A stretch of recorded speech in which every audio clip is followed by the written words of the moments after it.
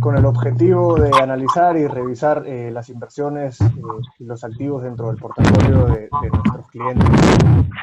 Dada la coyuntura desde el No, mes nada. pasado, lo estamos realizando de manera virtual y creímos conveniente invitarlos a todos a participar para que puedan ¿Por qué estar se ve? Tienen que cerca, aceptar.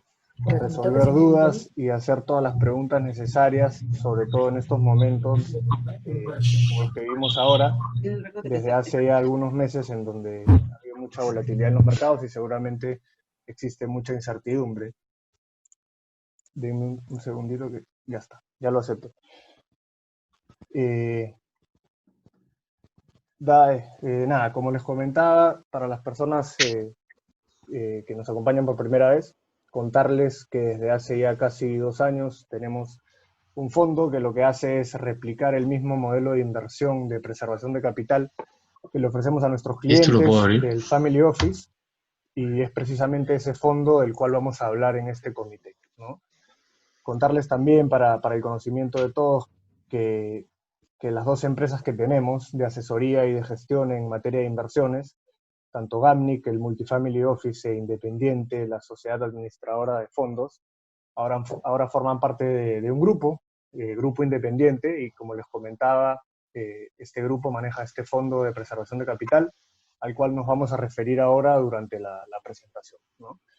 En adelante, la idea es realizar este comité todos los meses de manera virtual para que nos puedan acompañar todos los que estén interesados en hacerlo y puedan escuchar un poco sobre lo que nosotros hacemos y analizamos todos los días internamente, ¿no? El formato de la reunión será el siguiente. Luego de darles la bienvenida, le daré paso a Luciana Bonifaz. Luciana es la encargada de análisis de inversiones de Independiente, tanto de nuestros fondos como del Multifamily Office. Luciana, junto con su equipo, entrará al detalle de la presentación del comité de inversiones del día de hoy, en donde el tema de discusión será cuál es la situación actual de la deuda corporativa en Estados Unidos y cómo se compara la situación que vivimos hoy en día con la crisis del 98. Luego de la presentación, recordarles que la idea es que puedan hacer todas las preguntas que crean convenientes, y luego tanto Nacho, Aldo, Mario, Gonzalo, Luciana y quien les habla, encantados de quedarnos todo el tiempo que ustedes crean conveniente resolviendo todas las dudas que puedan surgir, ¿no? Las preguntas nos las escriben por interno y trataremos de responder absolutamente todas. Dicho eso, le paso el micro a Luciana para comenzar la presentación de los temas mencionados. Yo estoy con cámara y con micro, así que... Lu, ¿me escuchas? Hola. Sí, sí, te escucho. ¿Se me escucha? Hola, perfecto. ¿Qué tal? Buenos días. Hola. Te escuchamos perfecto, sí. Hola, ¿qué tal? Vamos a empezar con el comité. Este comité lo desarrollamos mensualmente, como dice Alberto. La idea básicamente a partir de ahora es explicarles un poco qué es lo que pasó en el mes, qué es lo que viene pasando en el año, y explicarles algún tema de análisis interesante o necesario para el manejo del portafolio. Empezamos con los resultados. En el mes el fondo rindió 2.81%, en el año ya vamos 2.73% arriba. Como Alberto les explicaba, nosotros tenemos el portafolio modelo GAMNIC. El portafolio modelo GAMNIC es un portafolio que básicamente usamos como referencia para invertir a los clientes del Family. Este portafolio existe desde más o menos mediados del 2009 y está diseñado para cuidar y hacer crecer el dinero. El rendimiento del portafolio es bastante estable, como pueden ver en el gráfico, y el objetivo básicamente es darle tranquilidad al cliente. Para eso, el portafolio está diseñado para en los momentos de incertidumbre y en los momentos de crisis caerse menos y regresar más rápido, que de hecho es justamente lo que ha pasado en esta crisis, ¿no? Que es lo que podemos ver en la última parte del gráfico. El FPC es un portafolio que replica exactamente... No me escuchan a mí, ¿no? ¿Se me escucha? Sí. El FPC es un portafolio que replica justamente el portafolio modelo GAMNIC y que empezó a mediados del 2018. El portafolio modelo GAMNIC ha rendido históricamente en promedio anual 5.74% neto de comisiones, que es para lo que está diseñado justamente. Ahora, ¿de qué se compone este fondo? Este fondo se compone de, primero, 5% que tenemos disponible en efectivo para poder tomar oportunidades de inversión y para poder cubrir algunos gastos del fondo. Luego tenemos 50% del portafolio invertido en bonos. Los bonos nos dan este factor de estabilidad en el portafolio. Y por eso es que tenemos una mayor exposición a ellos. Luego tenemos una exposición de 30% en acciones. Las acciones nos permiten generar ese crecimiento, ese rendimiento en el largo plazo. Y 15% lo tenemos invertidos en activos de protección. Los activos de protección básicamente son considerados activos refugio de valor. En los momentos que hay mucha incertidumbre, estos activos regresan o se recuperan muy rápido y crecen muy rápido, y eso nos permite compensar un poco la caída en las acciones, que es justamente lo que ha pasado este año, ¿no? En el 2020 ha habido una crisis, como todos saben, y las acciones americanas están 5% abajo en el año, la combinación de acciones que tenemos. Pero los bonos y los activos refugios de valor nos han ayudado a compensar bastante esa caída, y por eso es que estamos rindiendo positivos en el año. Hay un punto importante a destacar acá. Nosotros, si bien somos inversionistas pasivos, que quiere decir que no movemos mucho la posición del portafolio, tenemos una estrategia de corto plazo para aprovechar las caídas. Como el mercado americano es un mercado que se cae menos y que recupera muy rápido, es un mercado que funciona, lo que nosotros hacemos es que cuando el mercado se cae por encima de 10%, que ya es considerado una corrección de mercado, nosotros compramos 5% de acciones americanas. En el momento que regresa, nosotros vendemos ese 5% de acciones americanas. Esta estrategia lo que nos permite es estar invertidos en esa gran recuperación que usualmente se da de manera súper rápida y nos permite recuperar mucho más rápido la caída, ¿no? Entonces, en marzo, las acciones americanas se cayeron 34%. Por ende, nosotros hicimos 3 compras. Una cuando cayó 10, otra cuando cayó 20 y otra cuando cayó 30. El 8 de agosto nosotros ya realizamos la última venta y por eso estamos de nuevo con la posición de acciones del portafolio de 30%. Para los que se conectaron el mes pasado, antes salía 35%. Y eso ha cambiado justamente porque hemos hecho ya la última venta.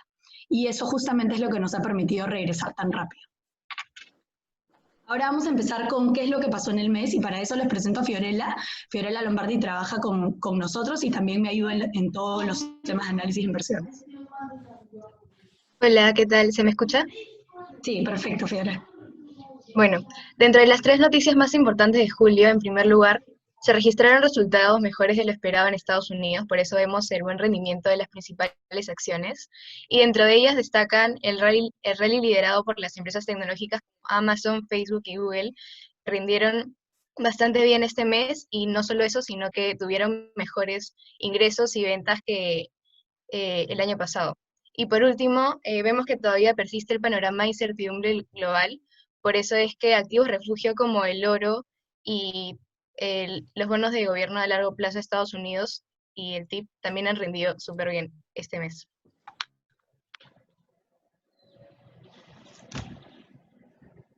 En este gráfico podemos ver el rendimiento de las principales inversiones. Las acciones de Estados Unidos siguen rindiendo positivo este mes, por eso ya están en positivo en lo que va del año. Mientras que las emergentes y las acciones de Perú, si bien es cierto, también han rendido positivo este mes, aún siguen en negativo en lo que va del año, por eso nosotros nos centramos en invertir principalmente en Estados Unidos, como mencionó Luciana, que es el mercado más eficiente. Y también podemos ver que resalta el oro como activo refugio, que rindió 10.8% solo en el mes, y eso ha hecho que en lo que va del año llegue casi a 30%.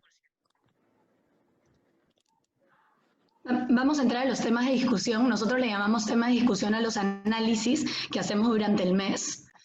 Y Fiorella va a empezar con el primero. El primer tema de discusión es cuál es la situación de la deuda corporativa en Estados Unidos.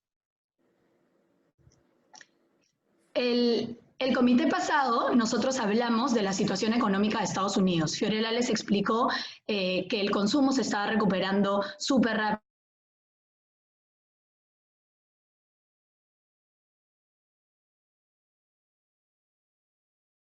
Notamos que los altos niveles de deuda de las corporaciones todavía parecían o podrían parecer un riesgo para la economía. Entonces, les comentamos de que íbamos a entrar a más detalle para poder analizar bien la deuda corporativa y ver realmente si hay un riesgo o no. Entonces, eso es lo que vamos a ver este en este tema de discusión.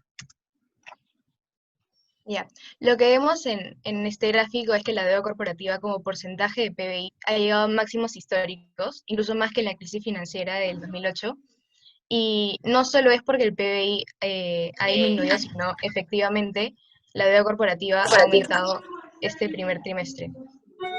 Esto también se refleja en el ratio de la derecha, el ratio de deuda capital, que muestra que el volumen de deuda ha aumentado bastante el primer trimestre, pero lo que da tranquilidad es que el ratio de cobertura de deuda ya se viene recuperando en el segundo trimestre, y eso significa que los flujos de las empresas han comenzado a funcionar y pueden hacer frente a la deuda. Para entrar a mayor detalle, vamos a analizar todos los componentes de esta deuda de las empresas.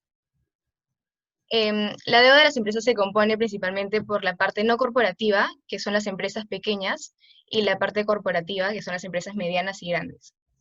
La parte no corporativa, a su vez, funciona solo mediante préstamos, y la corporativa funciona mediante préstamos e instrumentos financieros, que son los bonos, los papeles comerciales, entre otros. Lo que vemos es que en todos los componentes ha habido un aumento bastante grande en comparación al 2007, y lo que más resalta son los instrumentos financieros que duplicaron su tamaño en estos últimos 10 años.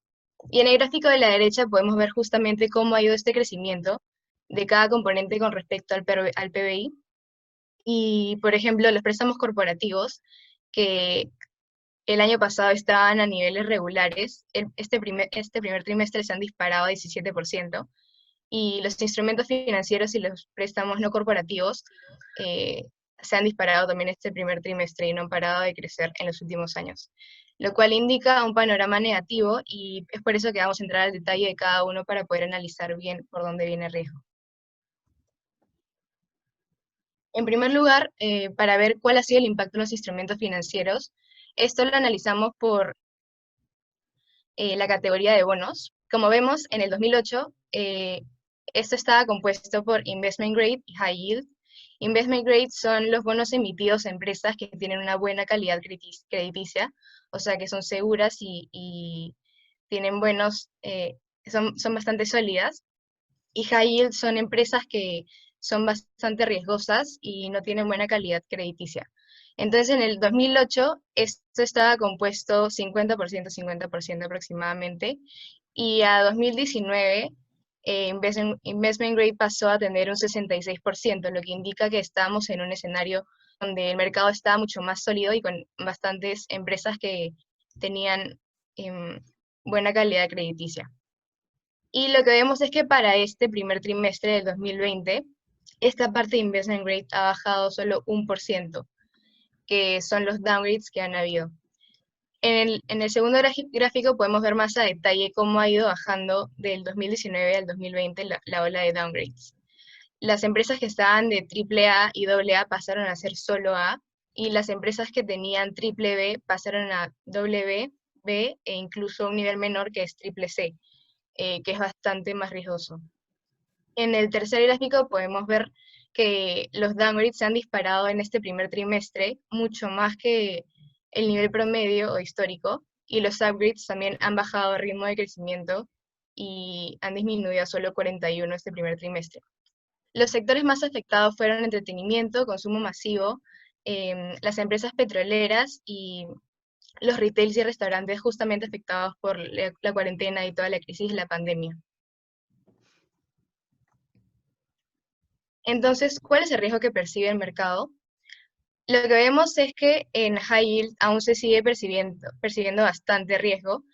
Se comenzó a corregir, pero aún está a niveles de la crisis del 2015 más o menos, mientras que en Investment Grade ya se recuperó casi completamente.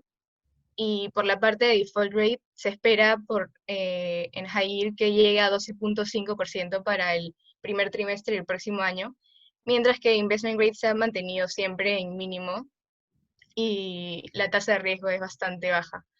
Entonces, lo que podemos ver es que se percibe un mayor riesgo en la parte de High Yield, y no vemos que la situación esté en un mejor escenario que lo que estaba en niveles de la prepandemia, mientras que en Investment Grade ya se recuperó casi por completo y incluso en épocas de crisis, como vemos en el 2008, la tasa de default se mantuvo bajísima, casi en 0.4%. Y es por eso que nosotros nos centramos en invertir en Investment Grade porque es lo más seguro y no está afectado por las empresas que representan un mayor riesgo porque pasan a tener un downgrade, entonces solo nos quedamos con las mejores empresas. En la parte de la situación de préstamos, vemos que el mercado de préstamos ahora representa el 47% de PBI, lo que equivale a 10 trillones. Y dentro de este gran mercado están los préstamos apalancados, que representa a su vez el 12%. Estos préstamos son hechos a empresas con baja solvencia y con una baja calificación crediticia, lo que hace que sean bastante riesgosas.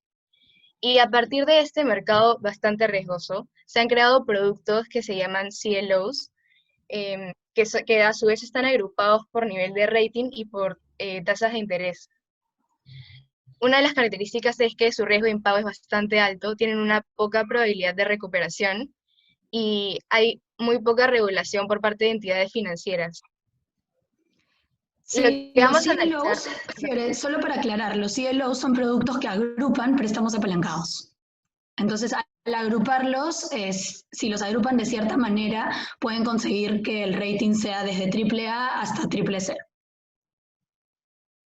como referencia vamos a tomar la situación que se vivió en el 2008 con respecto a la que estamos viviendo actualmente. Entonces, el mercado de préstamos apalancados antes representaba solo el 4% del PBI y ahora el 6%, que representa un 1.2 trillones aproximadamente.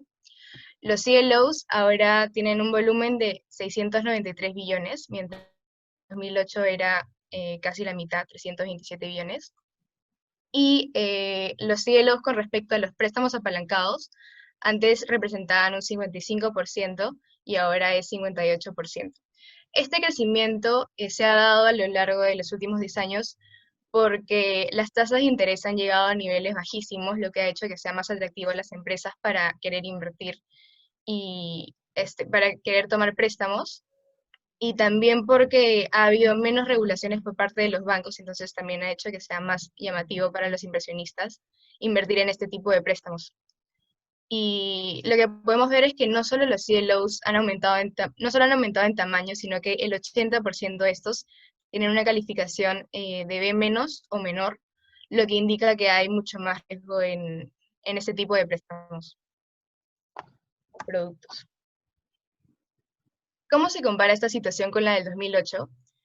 Sabemos que la crisis del 2008 fue desencadenada por un tipo de productos que se llamaban CDOs, que eran los préstamos hipotecarios, los productos de préstamos hipotecarios, y queremos hacer la similitud con los CLOs porque son bastante parecidos, entonces el tamaño de mercado de los préstamos apalancados ahorita es de 1.2 trillones, y el mercado hipotecario de la subprime en ese entonces era 1.3 trillones. El tamaño de mercado con respecto al PBI ahorita representa el 6%, mientras que en ese entonces era 9%.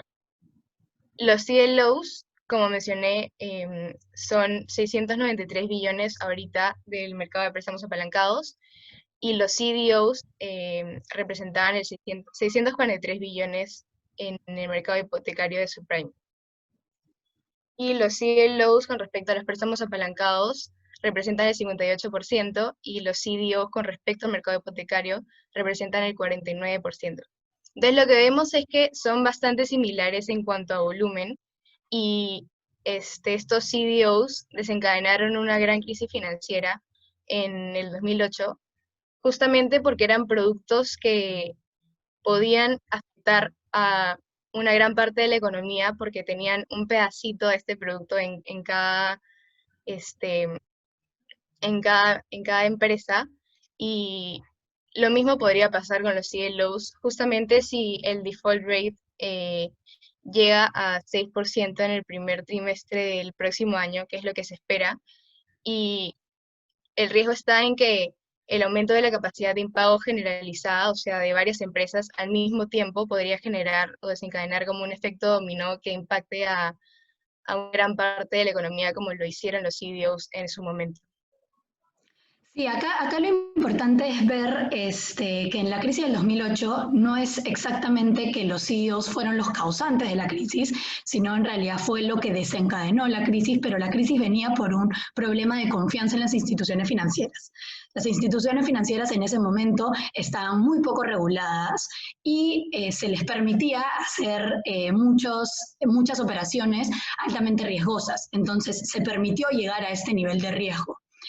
Para hoy, el nivel de regulación es muchísimo mayor justamente por lo que se aprendió de la crisis del 2008.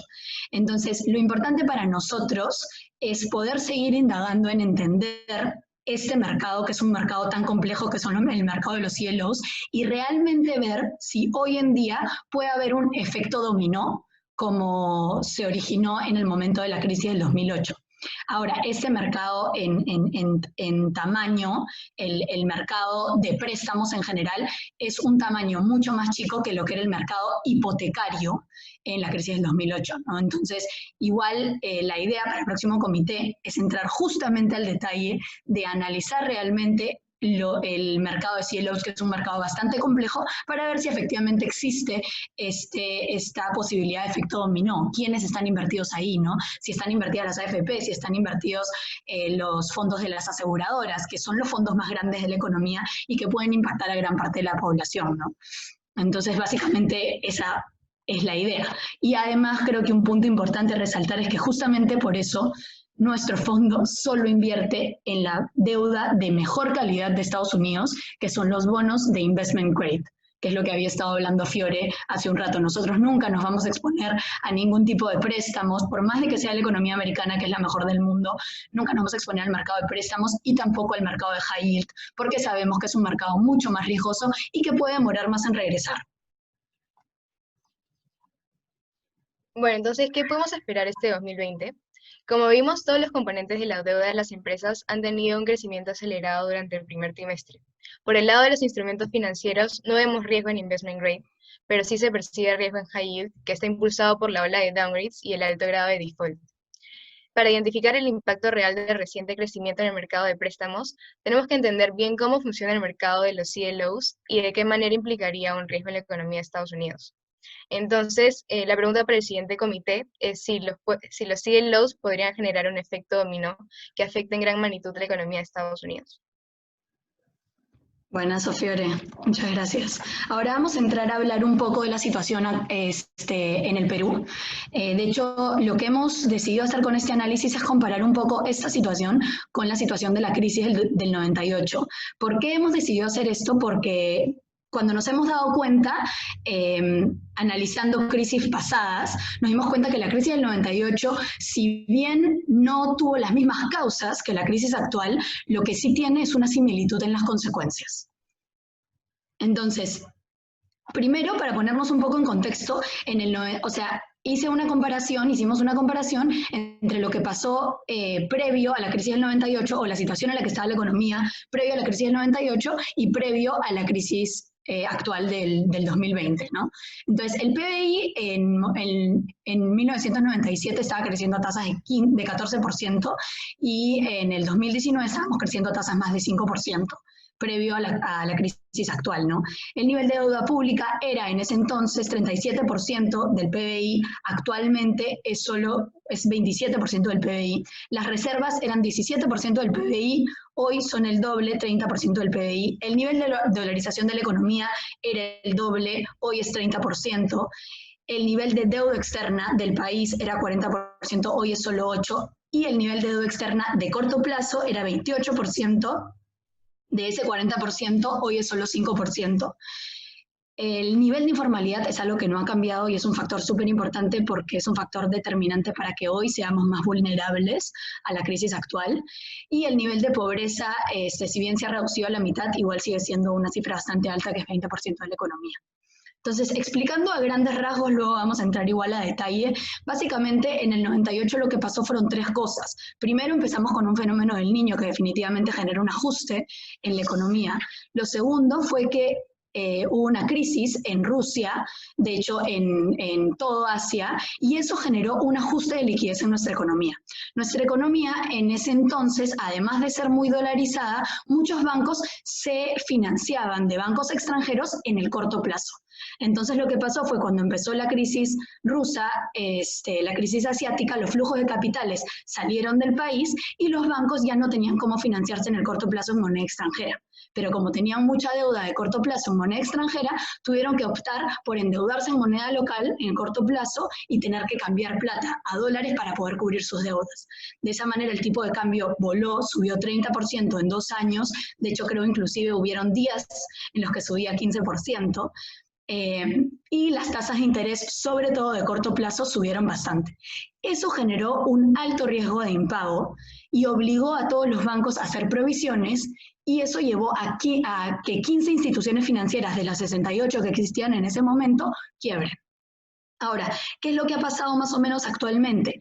¿No? La raíz de la crisis ha sido básicamente un shock externo. La pandemia, una crisis mundial y el hecho de que hayamos tenido que estar en cuarentena por más de 100 días. Eso ha generado un impacto directo tanto en la demanda externa como en la demanda interna del país. Y eso afecta directamente a las ventas de las empresas. Y si bien todavía no podemos ver los números de las ventas de las empresas del tercer trimestre porque no todas han reportado, igual esto lo que muestra o lo que va a terminar mostrando es una menor capacidad de pago de las deudas de las empresas y por ende una mayor tasa de morosidad, y los bancos van a tener que verse obligados también a provisionar y se van a incrementar probablemente las quiebras en el sistema financiero, no solo en las empresas en general. Entonces, básicamente entrando al 98 para que vean un poco qué fue lo que sucedió, como les explicaba, los flujos de capitales del extranjero se fueron, los capitales se fueron del país, eso llevó a que el tipo de cambio pase de 2.65 a 3.44 en 2 años. Las tasas de interés de corto plazo se incrementaron de 30% a 37% en 1 año. Y eso obligó a los bancos, particularmente yo pongo como ejemplo a Credit Corp, porque Credit Corp es el banco del que se tiene mayor información y mayor referencia, y la tasa de provisión con respecto a los ingresos de este banco de Credit Corp pasó de 23% de los ingresos a 56% de los ingresos en 2 años. Siendo este banco una referencia de la economía nacional y además una referencia para todos los bancos, esto llevó a que 15 instituciones financieras quiebren. Ahora, ¿qué fue lo que pasó qué es lo que ha pasado actualmente? Lo que podemos ver es que ha habido efectivamente una contracción en el PBI, una contracción en la demanda interna, también en la externa, aunque todavía no tenemos la data del segundo trimestre, por eso no le he puesto, y ya empezamos a ver impactos en el tipo de cambio. Si bien el impacto no viene por una salida de capitales específicamente, porque también hay un poco de salida de capitales, tiene que ver mucho con en términos relativos, ¿no? O sea, el tipo de cambio es una referencia relativa de cómo estamos nosotros económicamente frente al resto del mundo. Y la situación ha sido tan fuerte para una economía como la nuestra, esta crisis externa nos agarra a nosotros en una situación mucho más vulnerable, porque tenemos mucha más tasa de informalidad, lo cual no permite que el Estado peruano tenga la capacidad para implementar las medidas necesarias para poder reactivarnos, ¿no? Entonces, eso igual nos ha llevado a un incremento de tipo de cambio de 8% en el año. Y de hecho, la mejor referencia, como les decía, que tenemos es Credit Corp. En el segundo trimestre del año, Credit Corp ha reportado que sus provisiones son 130% de sus ingresos. Las provisiones han pasado de 22% en diciembre del año pasado de los ingresos a 130% en 2 trimestres, ¿no? Que es bastante menos el tiempo de lo que pasó en el 98, que fueron 2 años en los que pasó de 22 a 56%, ahora solo en 3 meses ha pasado de 22 a 130%. Lo que nos muestra esta información es que probablemente una empresa como Credit Corp está viendo hoy mucho mayor riesgo de impago de lo que se veía inclusive en la crisis del 98. Entonces, para entrar un poco al detalle del mercado, Yo sé que la mayoría de personas están invertidas en bonos latinoamericanos o bonos peruanos, no necesariamente en acciones, porque en acciones se ve más riesgo, pero en el 98 no habían bonos, entonces no tenemos una forma de compararlo. Por eso hemos elegido el mercado de acciones como comparación, porque al final el mercado de acciones y el mercado de bonos en momentos como estos de incertidumbre se mueven igual. Si bien no en la misma magnitud, la dirección es la misma. En el 98, las principales acciones, tanto de las empresas de consumo, industriales, bancos y minería, se llegaron a caer entre 60 y 90%. La caída demoró más o menos 2 años y la recuperación más o menos en promedio demoró 4 años. Esto en un escenario en el que el mercado peruano era un mercado mucho más líquido. Hoy en día se transan menos operaciones y menos volumen en monto de lo que se transaba en el 98. A pesar de que la teoría o el instinto nos haría pensar de que el mercado de capitales peruano se ha desarrollado en estos últimos años, la verdad es que ha perdido mucha liquidez por las altas regulaciones que tiene. Ahora, ¿qué es lo que ha pasado este año? El mercado o la mayoría de acciones peruanas se han caído alrededor de 40%, que es un poco la mitad de lo que se cayó antes. Y si bien no han terminado de recuperar, todavía falta la mitad por recuperar, igual han recuperado bastante fuerte. Entonces, lo que nosotros esperamos es que esta recuperación todavía demore en darse, no solo porque la situación económica todavía es altamente incierta. De hecho, recién estamos empezando a ver los impactos de esta crisis. Ayer ha salido un reporte en el que se mostraba que se han perdido 6.7 millones de empleos de una PEA de 17 millones, ¿no? Estamos hablando de una magnitud bastante alta en el segundo trimestre del año, ¿no? Entonces, todavía nosotros recién estamos empezando a ver los impactos de esta crisis y todavía no se tiene claridad de cuál va a ser el impacto real de esta crisis en la economía. Entonces, no solo por ese lado, sino también por el lado de que hoy en día nuestro mercado es un mercado menos líquido y eso lo que impide es que se recupere de manera más rápida, ¿no? Entonces, justamente esa es la razón por la cual nosotros, y más en momentos como estos, de alta incertidumbre y que realmente todavía no hay una claridad de cuál va a ser el impacto, nosotros no invertimos en el mercado peruano. El fondo es un fondo que está diseñado para cuidar y hacer crecer el dinero en el tiempo. Invertir en el mercado peruano no cuida el dinero y no necesariamente hace crecer el dinero en el tiempo, menos en un escenario como este. Por eso es que nosotros en abril de este año, vendimos nuestra posición chiquita que teníamos en el mercado peruano porque sabíamos de que el impacto de tenerlo podía generar mucha volatilidad y no necesariamente generar rendimiento. Entonces, solo para concluir, las consecuencias económicas de la crisis del 98 se parecen mucho a las consecuencias que está trayendo esta crisis. Todavía no se sabe cuántas empresas podrían quebrar ni el impacto real que hay en las ventas de la crisis actual, pero los resultados de Credit Corp parecen mostrar que el impacto podría ser aún mayor que en la crisis del 98. Y en cuanto al mercado, la caída no ha sido la misma, del mismo tamaño, pero lo que sí sabemos es que probablemente va a demorar mucho más en recuperar los precios. Y por eso es que nosotros estamos invertidos en el mercado americano, que es al final el que cae menos y el que recupera más rápido y se ha demostrado claramente en esta crisis. Entonces, estos son los principales rendimientos de los activos en el año, por si quieren verlos, pero la exposición ya terminó y cualquier duda que tengan, nosotros felices les respondemos. Muchas gracias. Buenas, Lu. Como les comenté al inicio, la idea es responder todas las preguntas que puedan surgir después de la presentación.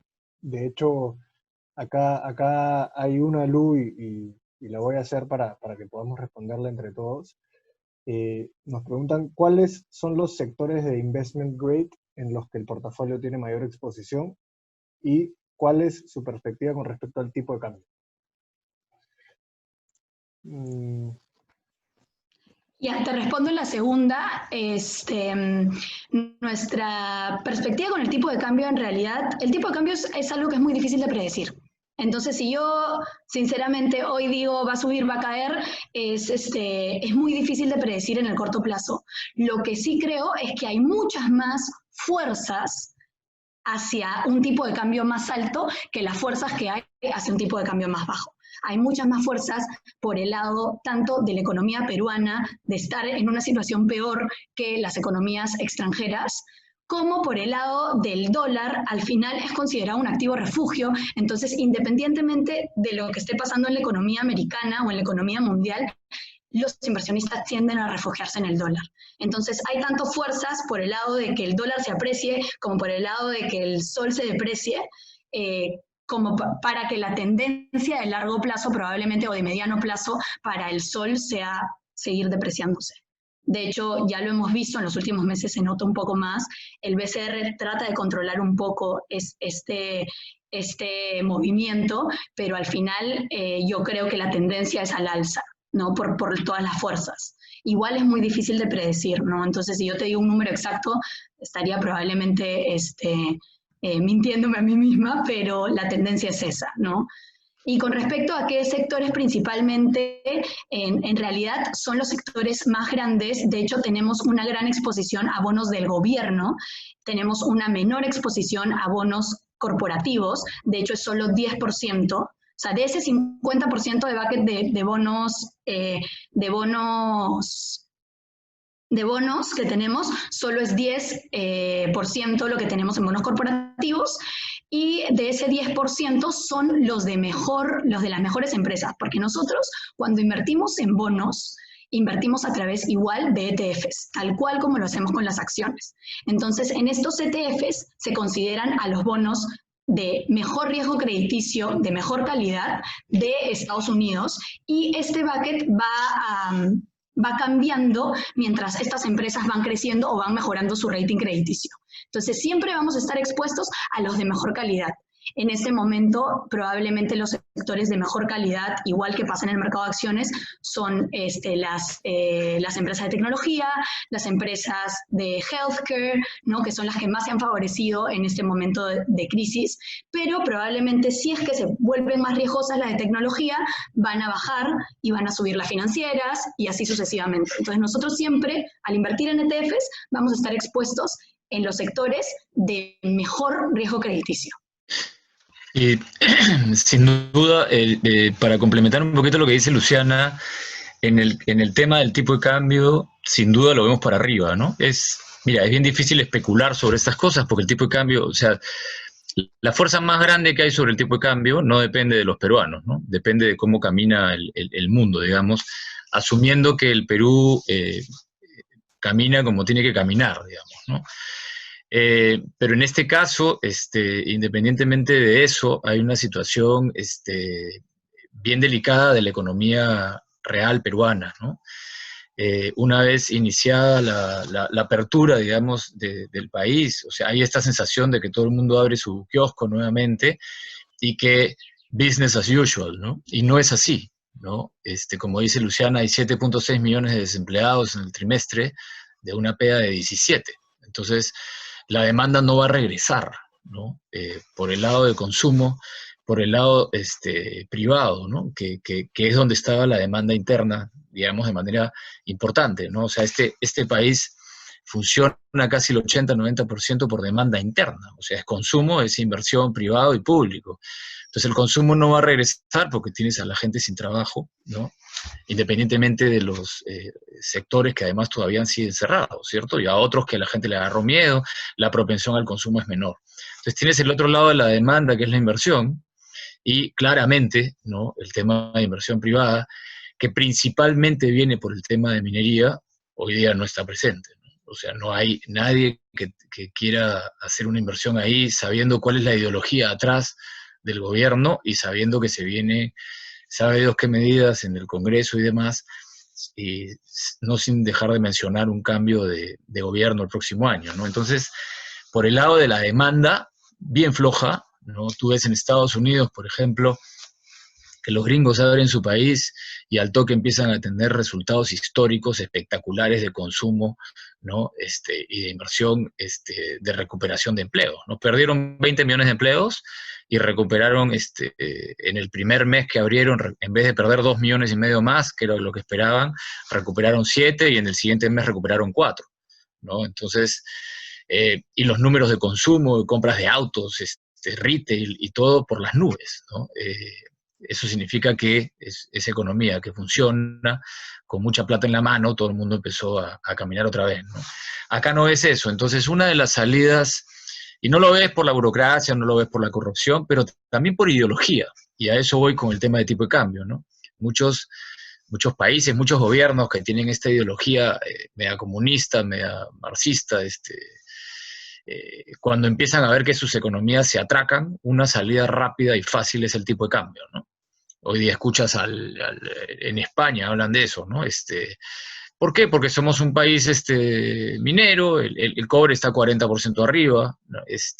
¿Por qué? Porque China está caminando, somos principales exportadores de cobre, de oro, de zinc, y una salida fácil para recaudar es que el tipo de cambio suba. Entonces, si bien el BCR lo controla, y la posición de cambio, que es la cantidad de dólares que tiene el BCR para manejar el tipo de cambio del Perú, es inmensa, o sea, digamos, es tan grande que realmente ellos ponen el precio donde quieran, lo más probable es que lo dejen caminar un poquito, por dos motivos, ¿no? Por el tema macro, que te conviene para generar mayores impuestos y mayor PBI, y también por un tema ideológico, ¿no? Que está detrás de todas las acciones que está tomando el gobierno, ¿no? En el sentido de dejarlo flotar un poco más.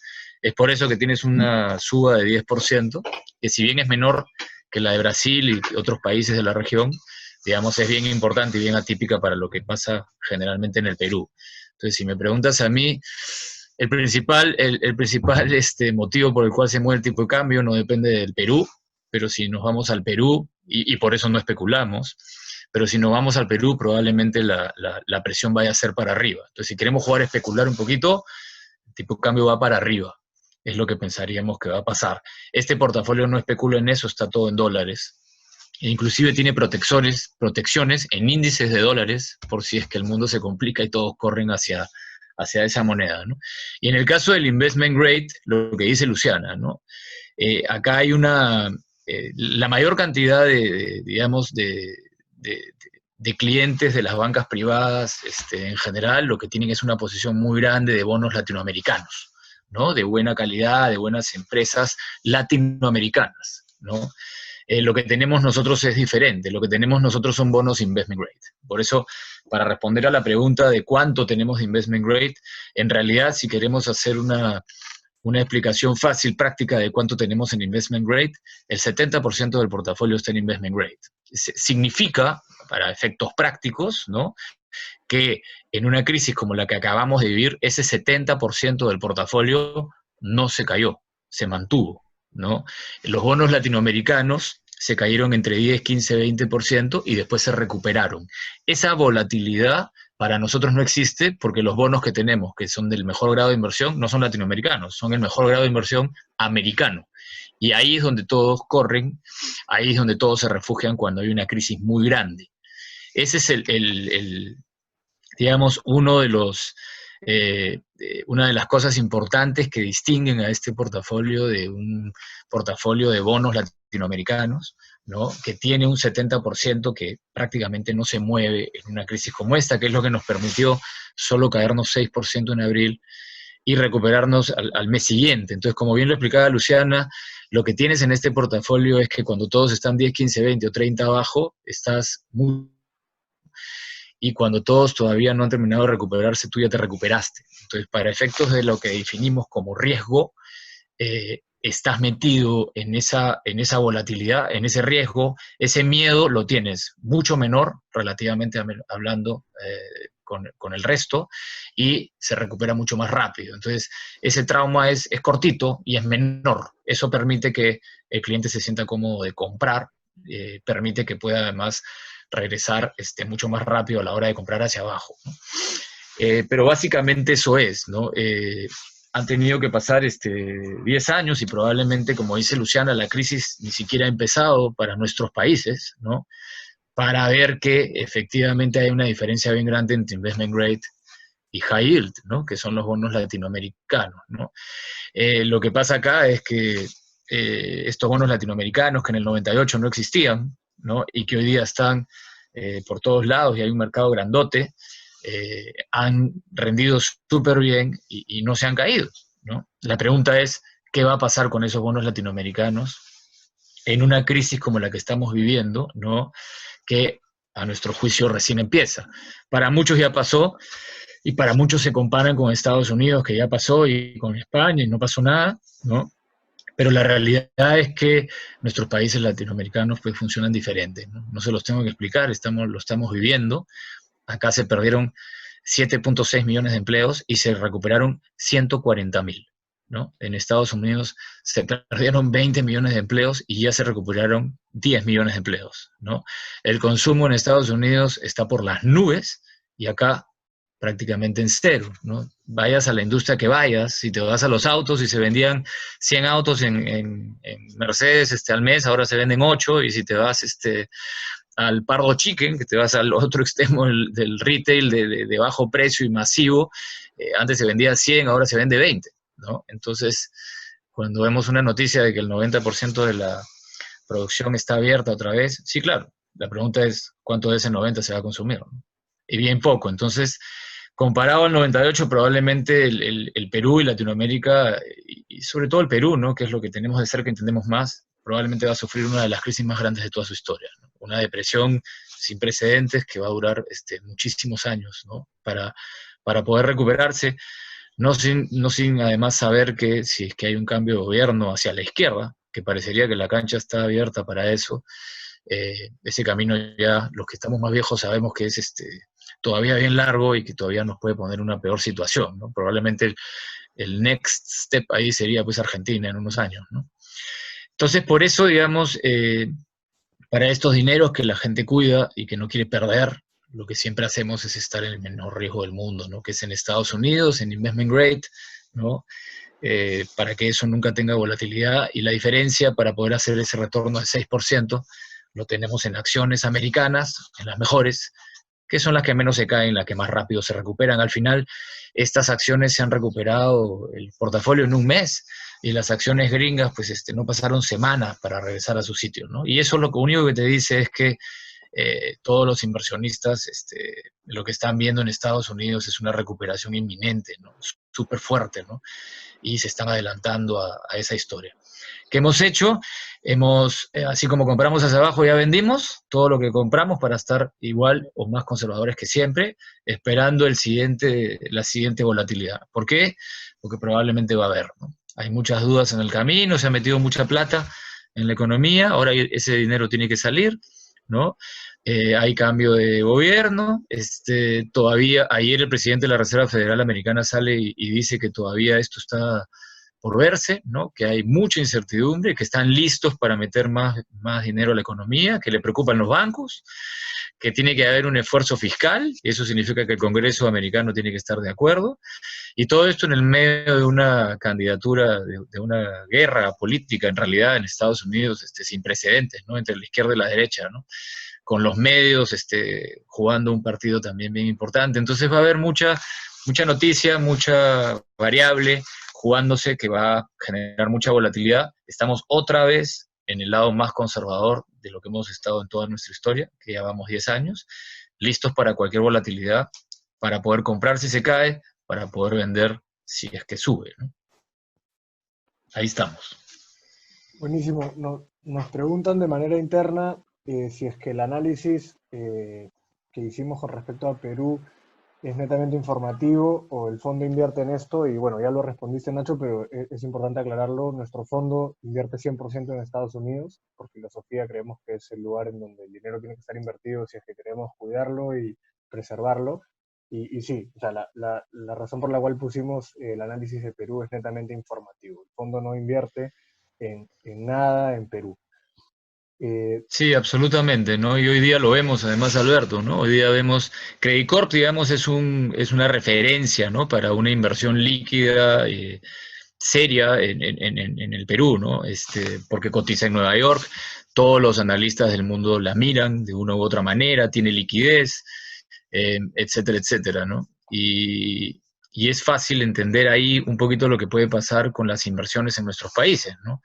Credit Corp estaba en 240, hoy día está en 130. El Dow se cayó y ya regresó a su sitio. Entonces, ese riesgo en Credit Corp es mucho mayor, ¿no? La acción se ha caído 50%, el Dow no llegó a caerse 37, y estamos en el cuarto mes y sigue abajo. Tiene que subir 100% para regresar a su sitio.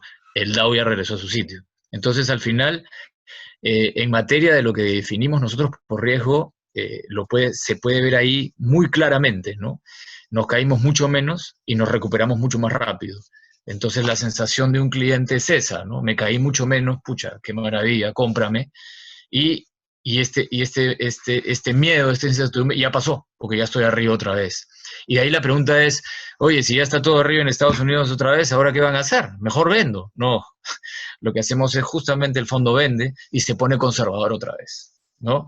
Porque si otra vez se cae y no compras, te vas a perder la subida, ¿no? Entonces, Perú es un tema informativo, coyuntural, que permite que la gente entienda también por qué no hacemos las cosas aquí, ¿no? Y las hacemos afuera, ¿no? Porque muchas veces ahí llama la atención, ¿no? Parecería que hay una oportunidad en Credit Corp a $130 o en algunos bonos que se cayeron en Latinoamérica, etcétera, y sinceramente, de largo plazo, lo que dice la historia es que esas oportunidades no existen, existen de corto plazo, de manera especulativa, eh, y para quienes lo han intentado, probablemente ninguno haya hecho plata, ¿no?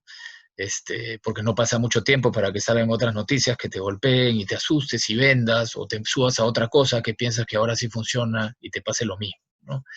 Entonces la manera de hacer plata en realidad en el largo plazo es teniendo las cosas más conservadoras, que son las que te permiten no vender, ¿no?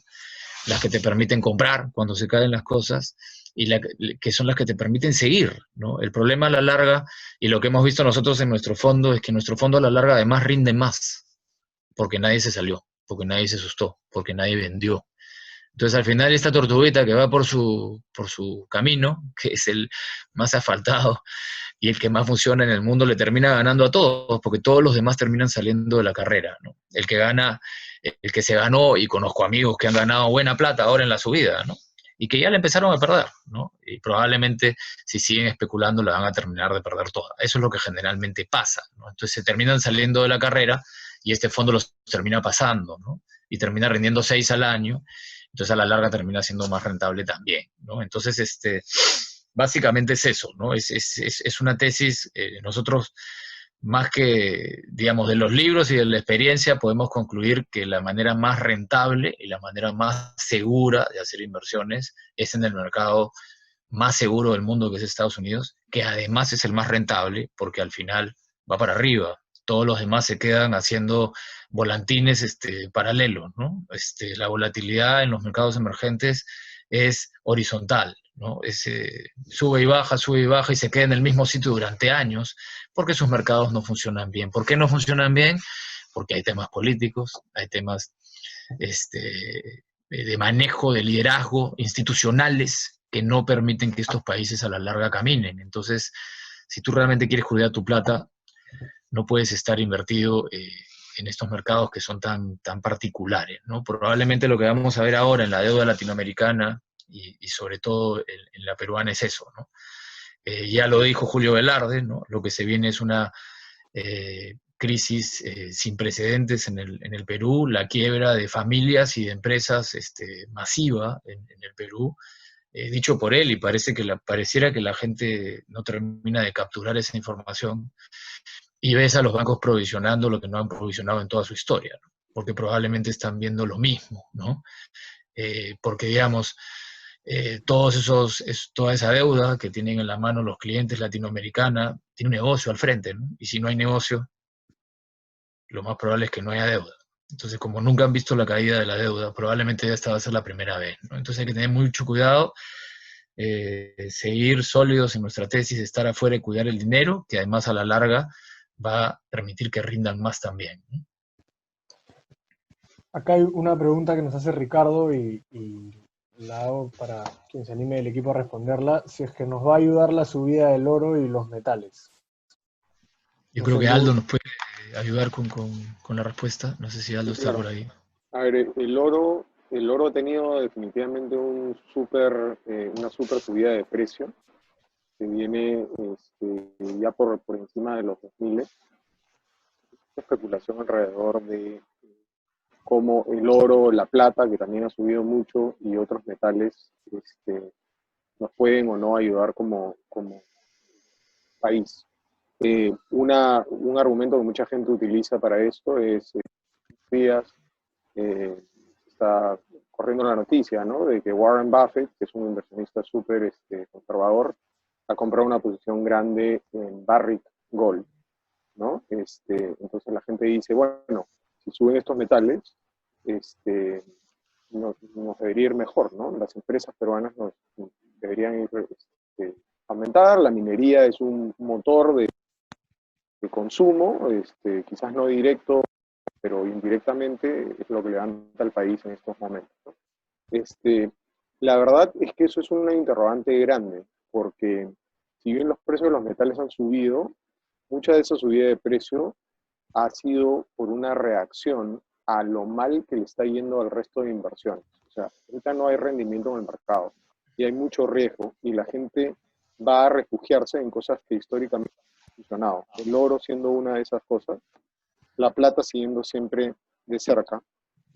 El oro no es un gran metal industrial, tiene algunos usos, pero principalmente es una moneda independiente de ningún país y se utiliza como reserva, y sobre todo en momentos de pánico, de miedo, como lo es ahora.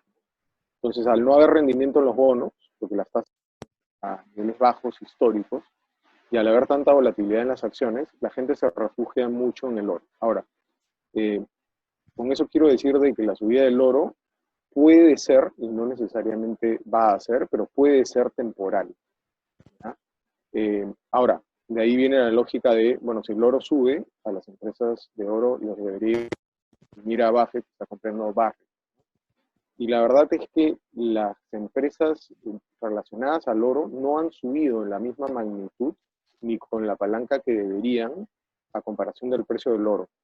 Y el motivo de eso es que hay un riesgo de esa palanca operativa. O sea, en tiempos de poca volatilidad, donde la economía está avanzando y existe cierto nivel de inflación y las cosas suben, las compañías mineras y las compañías de oro multiplican esa subida por lo que se llama una palanca operativa, ¿no? O sea, le dan más valor a cada dólar que sube el precio de su insumo, le dan la cantidad de veces valor agregado que ellos le dan al insumo, y en eso suben las utilidades y los precios de las compañías. Hoy en día existe un riesgo en esa palanca operativa. Existen deudas, existe una demanda que, si bien se está viendo en precio, también es contrarrestada a medida que ese precio sube por la producción de minas que se al momento que los precios llegan a ciertos niveles, porque se hace económicamente viable la extracción. Entonces, no hay, en la ausencia de una economía que avanza y, digamos, que genera inflación por consumo, ¿ya?, no hay un sustento claro para ver que a esas empresas necesariamente les vaya a ir mejor. O sea, el precio de la protección, del oro, de la plata, puede haber subido, y si la economía estuviera caminando, la economía mundial estuviera caminando, podría generar mayores utilidades para estas empresas. Pero la verdad es que hoy en día el panorama económico mundial no nos deja distinguir si es que el oro va a ser permanente y por lo tanto se va a traducir en mayores eficiencias y mayores utilidades para esta compañía, lo cual sí ayudaría al Perú.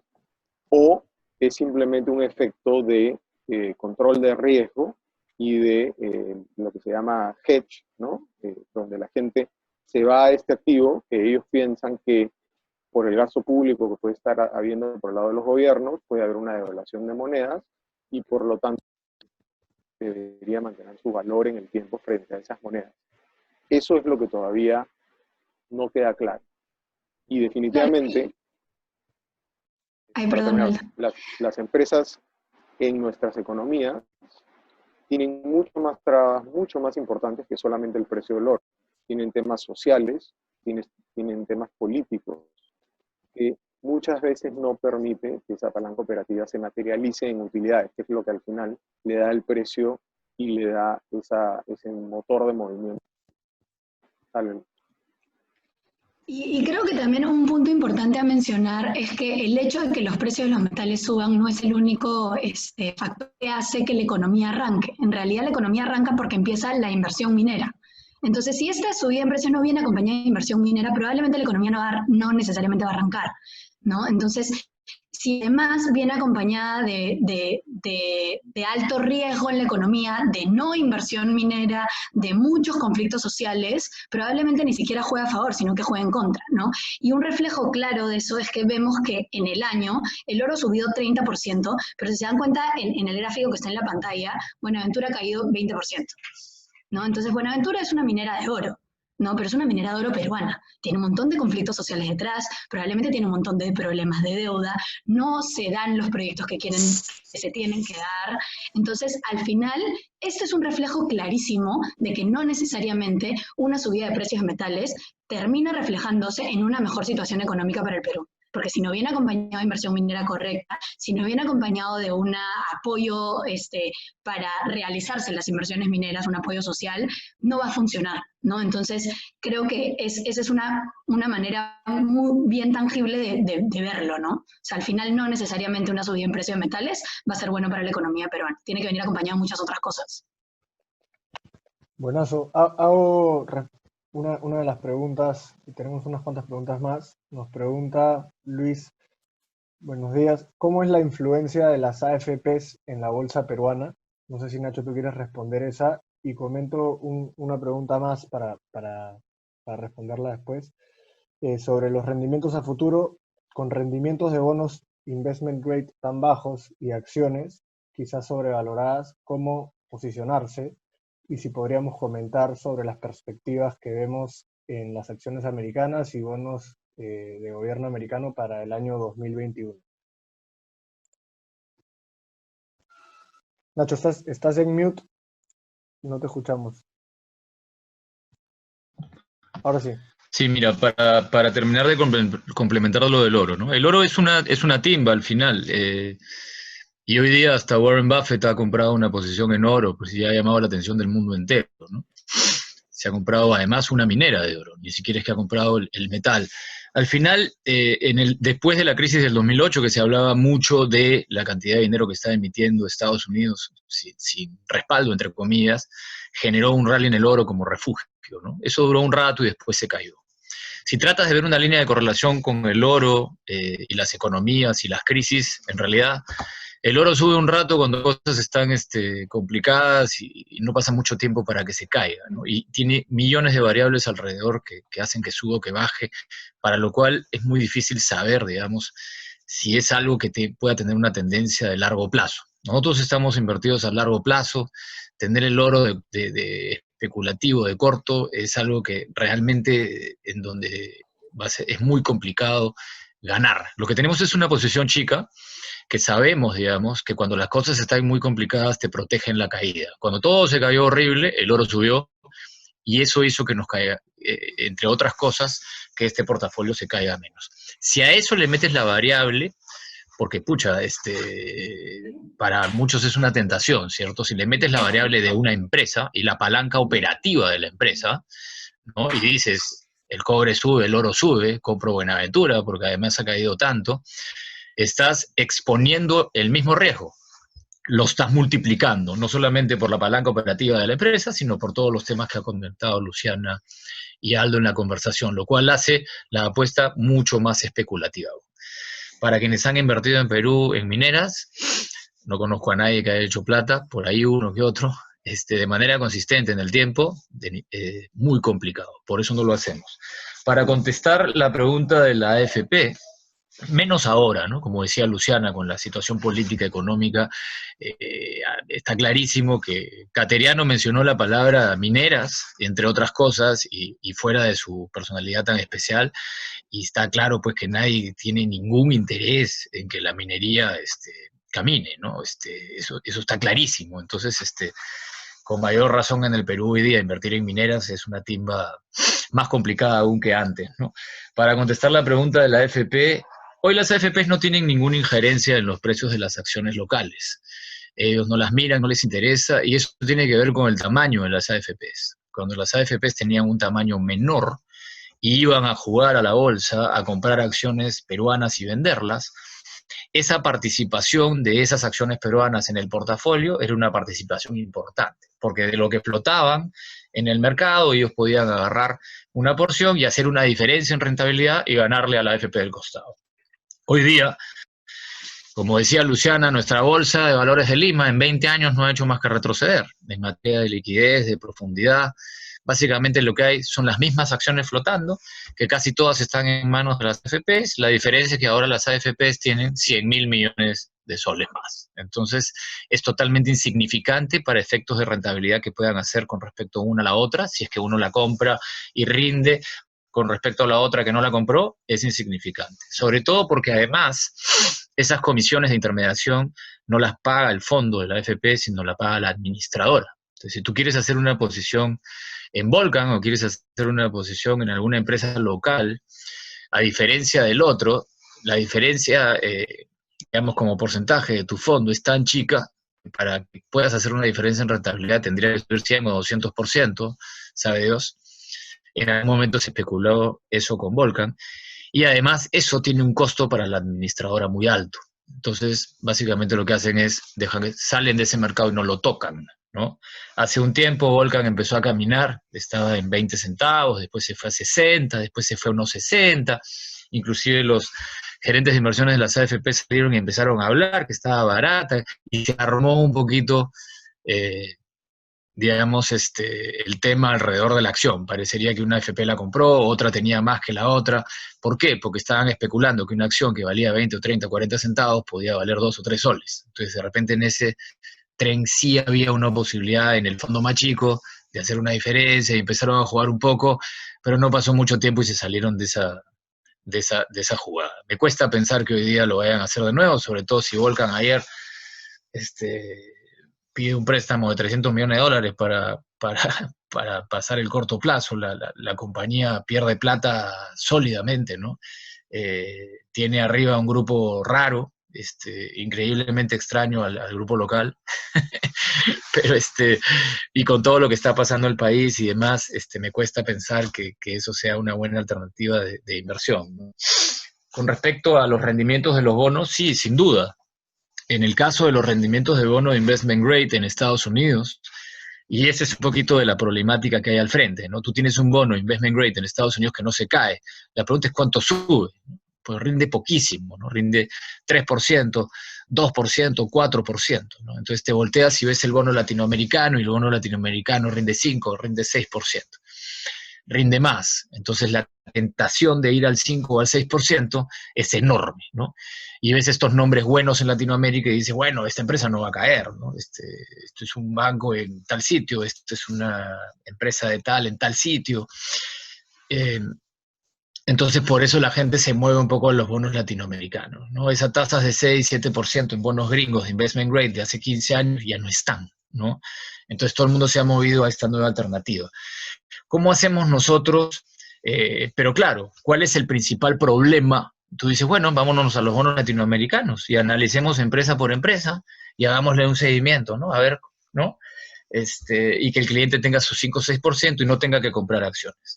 Bueno, en ese tren yo les cuento que por experiencia y les cuento que por estadística, porque esto está escrito, está demostrado, ¿no?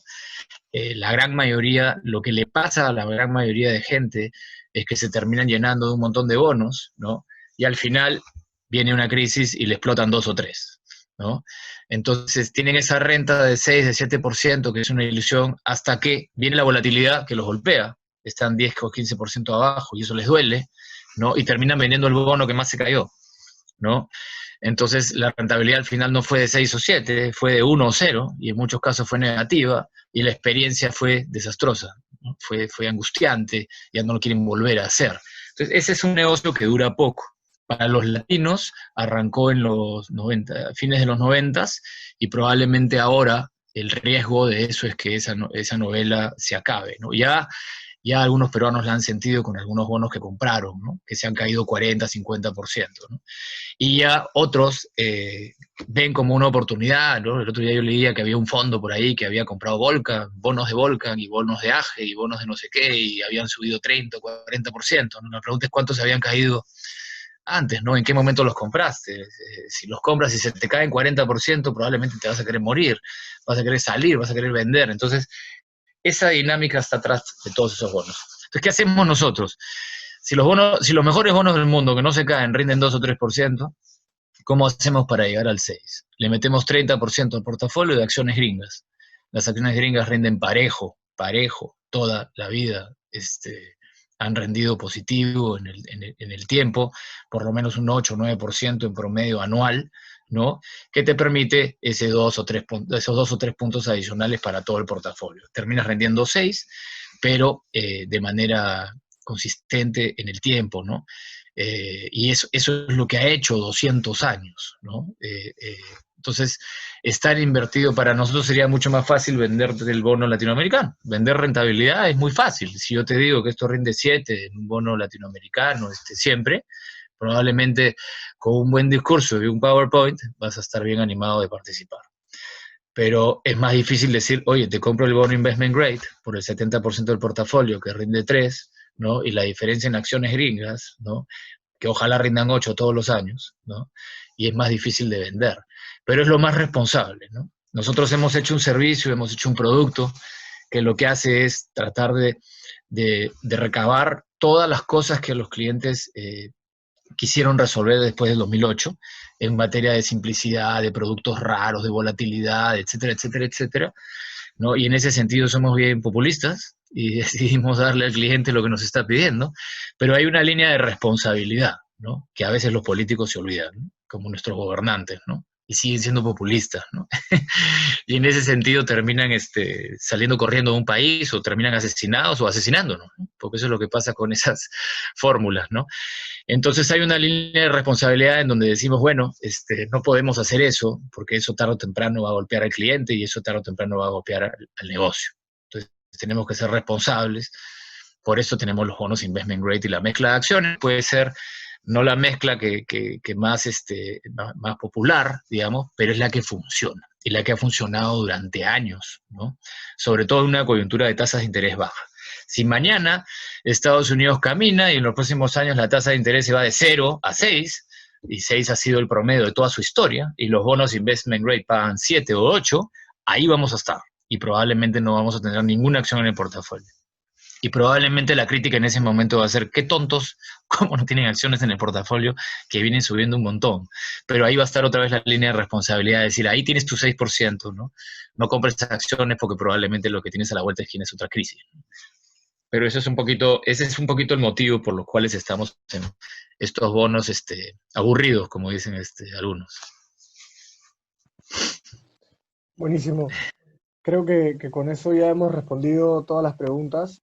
No sé si es que hay algún cliente o alguna de las personas que está conectada que tiene alguna pregunta adicional para responderla antes de dar por finalizado el comité. Si es así, nada, agradecerles una vez más por acompañarnos en este comité de inversiones virtual. Como les comenté al inicio, la idea es tener este comité todos los meses en adelante. Nosotros hacemos este comité, lo hemos hecho siempre y dada la coyuntura lo estamos realizando de manera virtual y es ideal para los clientes y las personas que quieran estar al tanto de lo que hacemos, conectarse para poder hacerle mayor seguimiento a lo que está pasando y a los temas coyunturales, ¿no? Sí, Alberto, me están preguntando acá que cuánta plata estamos manejando en el grupo y en el fondo y que cuántos clientes tenemos.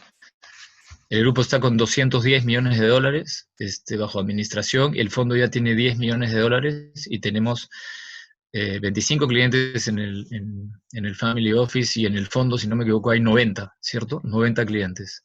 Correcto, sí. Eso es. Buenísimo. Nada, con eso damos por finalizado el comité de inversiones. Muchas gracias a todos por estar conectados el día de hoy y seguramente nos vemos el próximo mes. Gracias. Gracias. Gracias. Gracias.